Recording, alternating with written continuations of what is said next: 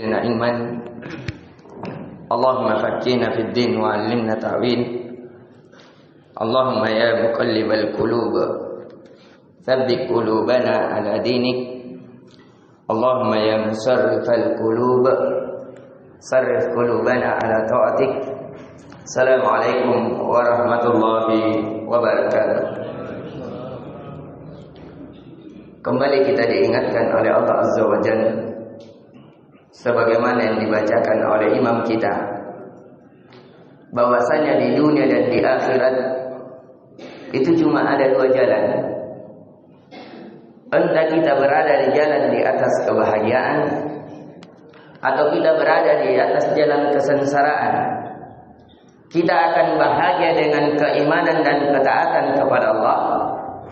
Kita dibahagiakan oleh Allah di dunia alam barzah dan di akhirat, atau kita berada di atas jalan kekufuran dan kemaksiatan sehingga kita disiksa di dunia alam barzah akhirat. Maka dari itu, hal yang paling indah, hal paling membahagiakan seseorang ketika dia mengajak kepada kebaikan dan dia melakukan kebaikan tersebut, sebagaimana yang diingatkan oleh imam kita, wa man ahsanu qawlan mimman da'a ila Allah wa 'amila salihan. Siapakah yang lebih baik ucapannya, siapakah yang lebih baik ajakannya daripada orang-orang yang mengajak kepada Allah dan dia beramal soleh dan dia mengatakan, saya seorang muslim, saya orang yang melakukan rukun Islam, bersyahadat, sholat, puasa, haji dan berzakat. Itulah orang-orang yang dibahagiakan. Itulah orang-orang yang dijamin oleh Allah, sebagaimana yang dikabarkan di rakaat pertama, nahnu awliya'ukum fil hayatid dunya wal akhirah. Siapa yang melakukan tadi, kata Allah, kamilah menjadi pelindung-pelindungnya, menjadi penanggung jawabnya di dunia alam barzah dan di akhirat. Maka dari itu kabar gembira bagi kita yang melakukan amal soleh dan ketaatan kepada Allah. Jangan takut di akhir hayat kita tidak ada yang menjaga kehidupan kita. Mungkin kita bukan seorang PNS yang memiliki 4 digit, 2 digit dan selainnya. Ini Tuhan pencipta langit dan bumi yang menjamin kita. Dan kita tidak akan meninggal kecuali rezeki-rezeki dunia itu telah disempurnakan atas kita. Dan kita mendapatkan jaminan di akhirat, dijauhkan dari siksa Allah Azza wa Jalla dan dimasukkan ke dalam surganya. Kemudian kita kembali di pertemuan kali ini mengingatkan dari mi'atul mufsidati fil ukhuwah, 100 sebab yang bisa merusak persaudaraan. Dan alhamdulillah kita sudah di angka yang ke-36. Kata Syekh, di antara yang merusak persaudaraan al-jidal wal mirar, yaitu seseorang banyak berdebat dan banyak menipu. Jadi berdebat dengan saudara, menipu saudara, itu di antara sebab yang merusak persaudaraan. Entah menipu dengan ucapan, yaitu mendustainya, atau menipu dengan hartanya. Ya, kalau bahasa kita tolo-tolo, itu bisa merusak persaudaraan. Bahkan terkadang bukan hanya merusak persatuan, bahkan bisa terkadang saling berkelahi, saling berbunuh, saling mencontreng kehormatan dan selainnya. Ini kata Syekh. Dan Nabi sallallahu alaihi wasallam menjamin seseorang istana di tengah surga, rumah di tengah surga, barang siapa yang meninggalkan perdebatan walaupun dia dalam keadaan di atas hak. Barang siapa yang meninggalkan penipuan walaupun dia mungkin juga ditipu. Jadi dia menipu, mau menipu balik supaya dia ambil hartanya kembali, dia tinggalkan. Kata Nabi sallallahu alaihi wasallam dari Anas bin Malik yang diriwayatkan Imam Tirmizi dan Imam Ibnu Majah. Kata Nabi sallallahu alaihi wasallam, "Man tarakal kadhiba wa huwa batilun, bunya lahu fi rabadatil jannah." Barang siapa meninggalkan kedustaan Yang kedustaan itu di atas kebatilan. Dia sengaja biarkan saja, dia ubah nama suratnya dan jelasnya dia menang.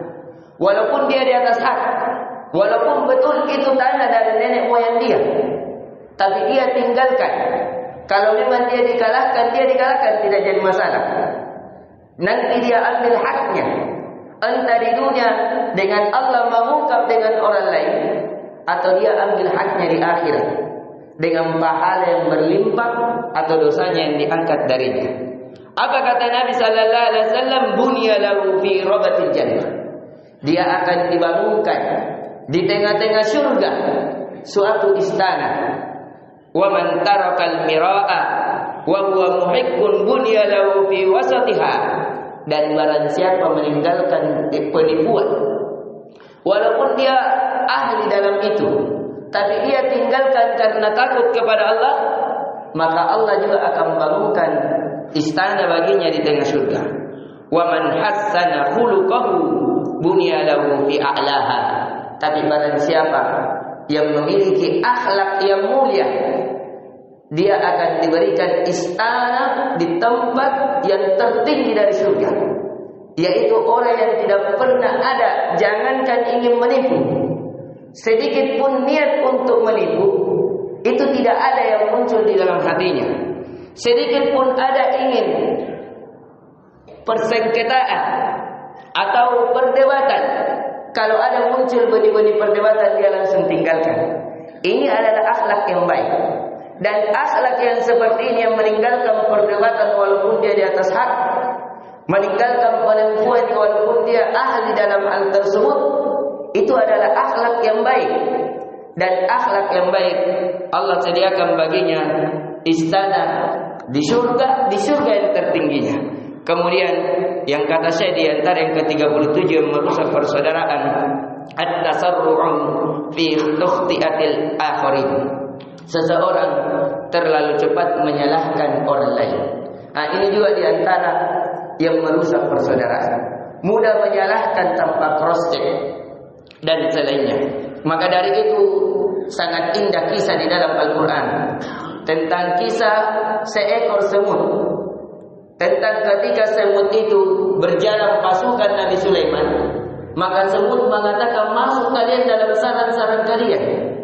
Jangan sampai pasukan Nabi Sulaiman menginjak kalian sedangkan dia tidak merasakannya. Kata Allah Azza wa Jalla dalam surah An-Naml, hatta idza atau ala wadin namli, sampai ketika Nabi Sulaiman berada di lembah pada tempat-tempat semut, sarang-sarang semut.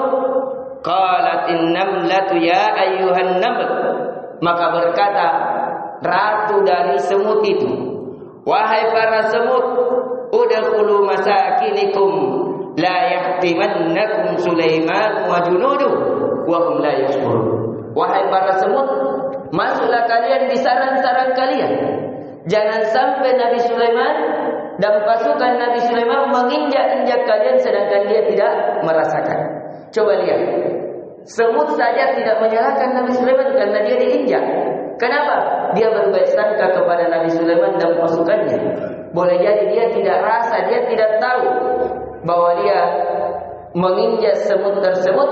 Akan tetapi karena Nabi Sulaiman diberikan oleh Allah kemampuan mampu berbicara dengan hewan-hewan, mampu mengendalikan jin, maka Nabi Sulaiman pun tertawa sebab hal itu dan mengirim pasukannya agar tidak menginjak para semut. Kemudian yang ke-38 di antara yang merusak persaudaraan, idharul malalati minal akhi, menampakkan kebosanan di depan saudara. Mungkin kalau dia bicara kita berpaling, mungkin kalau dia curhat kita tidak seakan-akan tidak mau mendengarkan. Itu di antara yang merusak persaudaraan. Yang kemudian 39, adamul isga'u lil muhaddisi wa muqata'ah. Seseorang tidak ingin mendengarkan dengan seksama curhatannya kah atau keluhannya kah bagi orang yang berbicara dan dia memutuskan hal tersebut. Kemudian yang terakhir, an-najwa. Seseorang berbicara, dua orang meninggalkan orang lain. Ataukah yang kita juga sebut si bisi-bisi. Mereka berbicara tanpa kita. Maka dari itu Allah Azza wa Jalla kabarkan, innaman najwa minasyaitani liyahdunal ladzina amanu. Sesungguhnya orang-orang yang melakukan bisik-bisik itu adalah sebagian dari perbuatan syaitan untuk menimbulkan kesedihan di antara orang-orang beriman. Walaysa bidarrihim syai'an illa biidznillah. Akan tetapi apa yang mereka bisik-bisikkan dari keburukan-keburukan itu tidak akan menimpa orang beriman kecuali atas izin Allah. Wa 'alallahi falyatawakkalul mu'minun. Dan hendaknya orang-orang beriman hanya bertawakal kepada Allah. Mereka ini kisah cerita tentang Nabi Muhammad. Ketika Nabi sallallahu alaihi wasallam dibisik-bisiki ingin dikhianati, ingin dibunuh dan selainnya. Ini yang bisa kita berikan dan ingatkan inti pelajaran yang bisa kita petik bahwasanya di antara yang merusak persaudaraan adalah banyak berdebat, kemudian menipu saudara, kemudian terlalu cepat menyalahkan saudara kita, kemudian menampakkan kebosanan di depan saudara, ataukah tidak ingin mendengarkan keluhan dari keluhan saudara. Yang terakhir adalah kita berbisik dengan dua orang, meninggalkan saudara kita yang ketiga, karena itu sebab yang mensedihkan hatinya. Walaupun bisa jadi bukan dia yang dibicarai, tapi mungkin dia lihat kita baku bisik-bisik, kita baku berbicara, mungkin dia tersinggung. Saya mungkin dia cerita ini, sehingga itu bisa menimbulkan. Sedangkan ya kata Nabi sallallahu alaihi wasallam tentang keburukan itu Yusa, keburukan itu asalnya atau sebab yang bisa mengantarkan keburukan itu diangkat, dihindarkan. Ini yang bisa kita berikan. Semoga memberikan manfaat dan peringatan kepada kita seluruhnya. Innahu waliyudzalika wal qadiru alaih. Subhanaka Allahumma bihamdik, asyhadu an la ilaha illa anta astaghfiruka wa atubu ilaik. Assalamualaikum warahmatullahi wabarakatuh.